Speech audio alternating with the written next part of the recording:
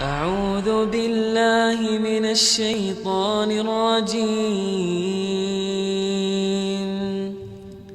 بسم الله الرحمن الرحيم.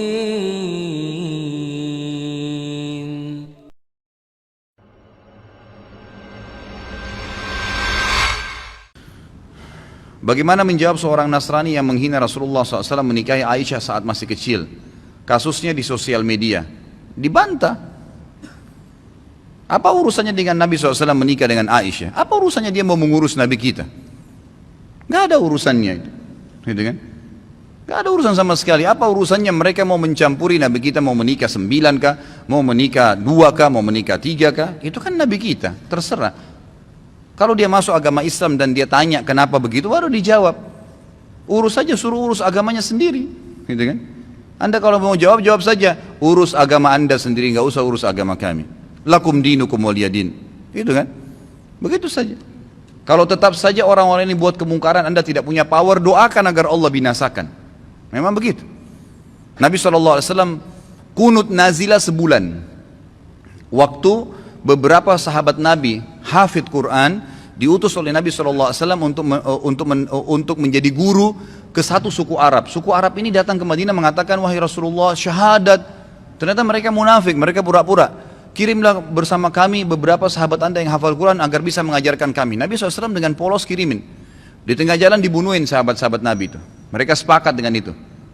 Nabi SAW tidak tahu posisi suku itu di mana. Datang tiba-tiba syahadat dengan husnudzon dikirim. Maka Nabi SAW kunut nazilah. Kunut nazilah dikerjakan 5 waktu sholat. Subuh, duhur, asar, maghrib, isya. Kunut terus. Minta agar Allah binasakan mereka. Sampai Allah turunkan adab, satu suku semuanya mati. Itu boleh saja. Gitu kan? Doakan agar Allah datangkan musibah kepada mereka. Itu hak kita. Gitu kan? Bagaimana kalau seandainya ada orang sekarang yang mencaci maki Nabi Isa?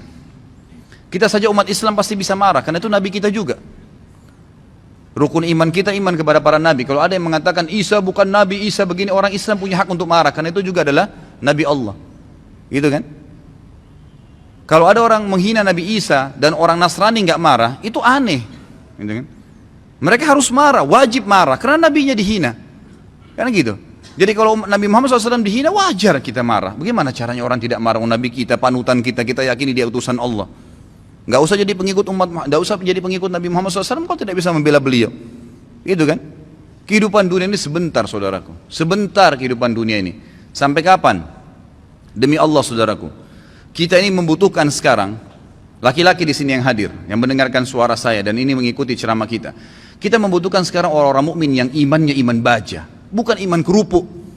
Yang kita butuh ini sekarang ikhwas sekalian dan akhwat di belakang sana yang mendengarkan saya dan mendengarkan ceramah ini. Kita butuh iman-iman baja yang kalau malam bangun dari ranjang lawan syaitan untuk sholat tahajud, bukan tidur terus-menerus.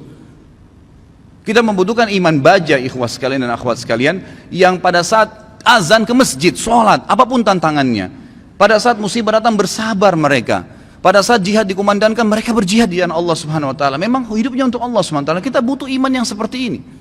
Ya memang baja apa yang Allah perintahkan, apapun tintangannya, halangannya kita lakukan. Enggak peduli dengan dunia ini, apapun orang mau katakan. Akhwat kita di belakang sana, kami butuh sebagai laki-laki seorang ibu seperti Nusaybah binti Ka'ab, sahabiat yang luar biasa. Pada saat jihad dikumandangkan, Nusaybah binti Ka'ab membangunkan suaminya tengah malam mengatakan, wahai suamiku besok jihad, ikutlah. Dibangunkan anak laki-lakinya 5 orang, semua dikatakan anak-anakku bangunlah, besok jihad, ibu pun akan ikut. Semuanya satu keluarga pergi jihad. Ini yang namanya mukminah, imannya baja. Bukan suaminya mau bangun sholat malam, sebentar mas, jangan bangun dulu. Malah kempes, dikempesin. Suaminya mau poligami, jangan, saya cemburu. Hukum Allah Subhanahu wa taala. Kita butuh wanita mukminah seperti Aisyah radhiyallahu anha. Waktu Nabi SAW menikah dengan Zainab, disambut oleh Aisyah dengan senyum karena dia tahu ini hukum Allah, gitu kan? Masalahnya imannya iman baja, bukan iman kerupuk yang diketuk langsung pecah. Nah ini yang membuat umat Islam lemah, karena iman kita kendor, kempes, tidak ada apa-apa. Sedikit godaan syaitan, dibising sedikit langsung kendor. Pakai jilbab besar, kemudian digoda sama temannya, sedikit saja, oh kamu alim ya, ditinggalkan jilbabnya. Subhanallah. Kita butuh orang-orang mukmin dan mukminah yang hadir di majelis ilmu dengan iman baja. Memang mau mempelajari hukum Allah SWT halal haram. Sepertinya anda hadir ini iman baja namanya. Hadir di majelis ilmu sebagaimana orang-orang fasik. Mau berapa jam dari malam sampai subuh di diskotik, tidak rasa capek tuh.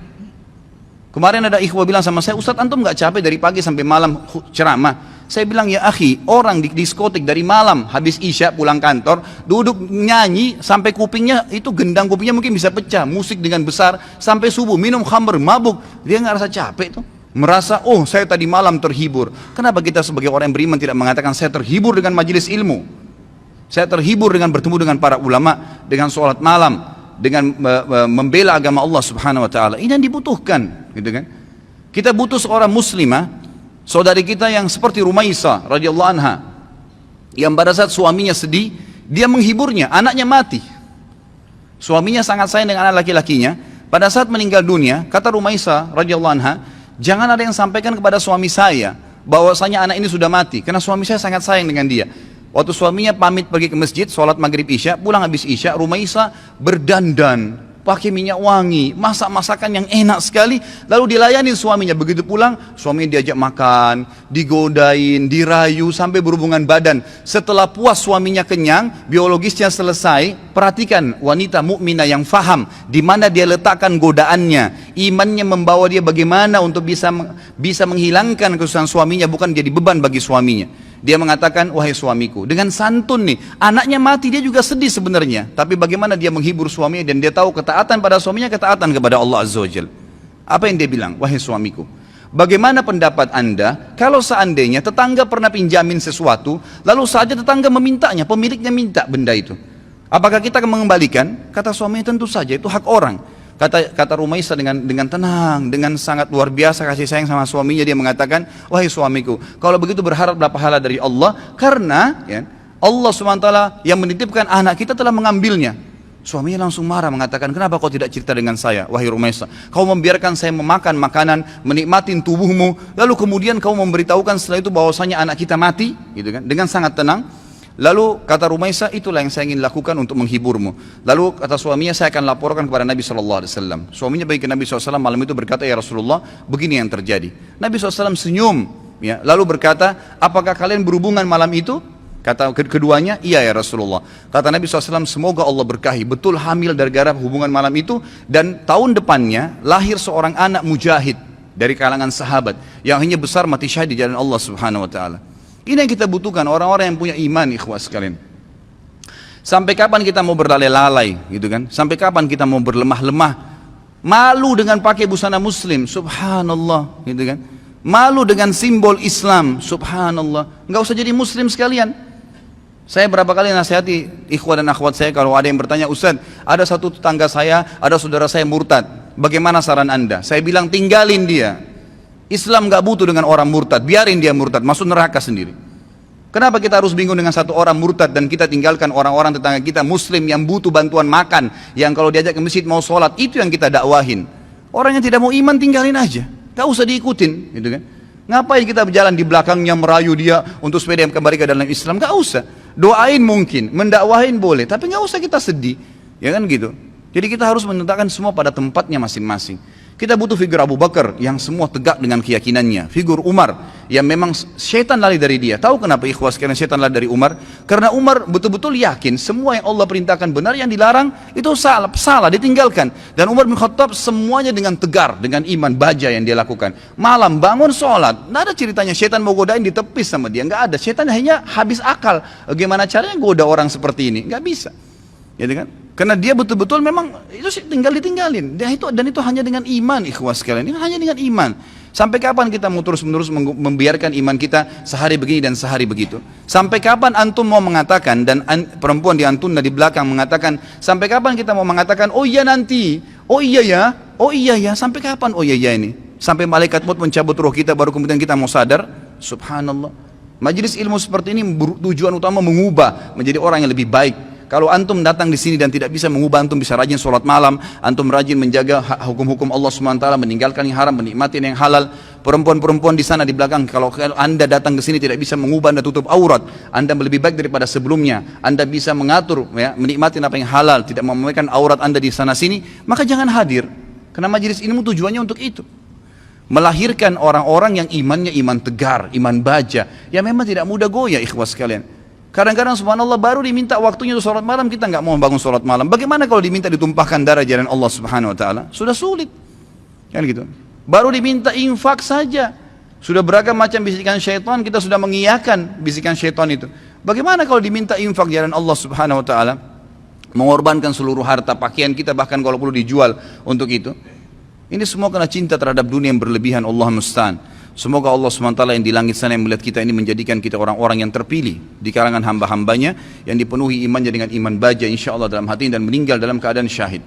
Ya Allah, saya meminta kepadamu atas namamu yang maha mulia agar engkau menjadikan aku secara khusus dengan keluargaku ya Allah semuanya mati syahid di jalan Allah dan semuanya memiliki iman-iman yang baja dari keturunan dan seluruh istri dan anak-anakku dan juga semua yang hadir di sini ya Allah, semoga engkau berikan apa yang terbaik dari hamba-hambamu. Jadi mudah-mudahan kita tidak termasuk orang-orang yang lemah dan orang-orang yang sama sekali meninggal dalam kondisi nanti menyesal, oh kenapa ya, oh seandainya ya, sudah nggak ada gunanya ikhwah. Sekarang saatnya berubah. أعوذ بالله من الشيطان الرجيم بسم الله الرحمن الرحيم